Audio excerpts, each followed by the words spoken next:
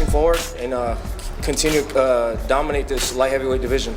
Do you think that you will definitely stay at 175 now, or do you want to invoke your mandatory right again with Canelo Alvarez? No, at 168? I definitely want to invoke my mandatory right. It's something I worked for my whole life, the past 3 years, it's something that's rightfully mine. So, like I said, this was a perfect opportunity for me to come up, win another belt, and but I still can make 168 easy. So we're still looking to come down to 168.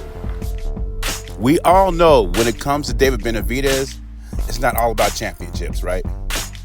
Prince Turki Al-Sheikh gave him a perfect opportunity to win undisputed at 175.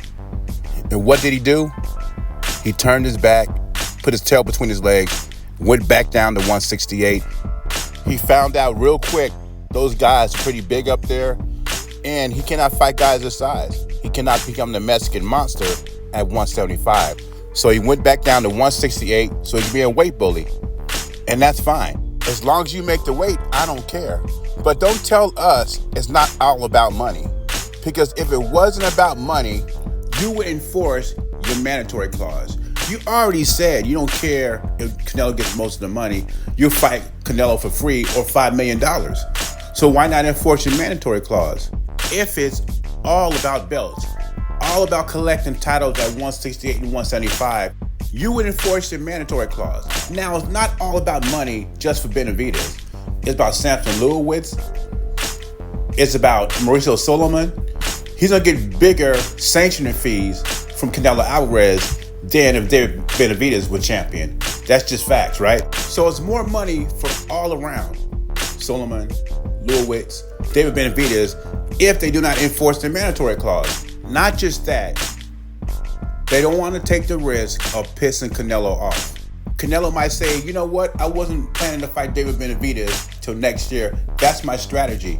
I don't feel like fighting him right now, so you know what, I will drop the belt. And they don't want that because Canelo equals money. I mean, he's not as big as he was before, but he's still the biggest in boxing, and he equals money. WBC don't want to risk losing that.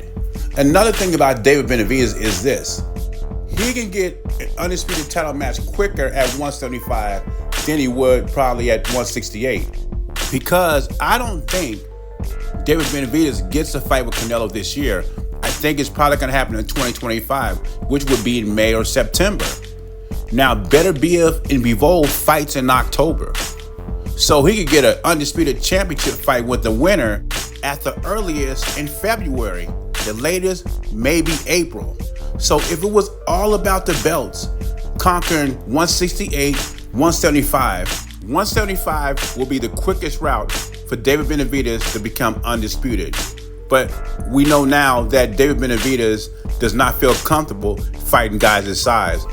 So basically, it seems like Benavidez is going to wait for Canelo to call for him instead of enforcing his mandatory because financial reasons. All around for his team, Mauricio Solomon. So it's not all about the belts, it's all about the cash. Because if it was all about legacy, at least if it was me, I would tell my management team, the WBC organization, I don't care about the money. I want those belts. I want to become undisputed champion of the world. So I am enforcing my mandatory, even though you guys don't like it. That's what he would say it was all about legacy. But then again, if it was all about legacy, he would go 175 first, because to me, that's the quickest route. But anyway, leave your thoughts and comments below. JBZ, I'm gone.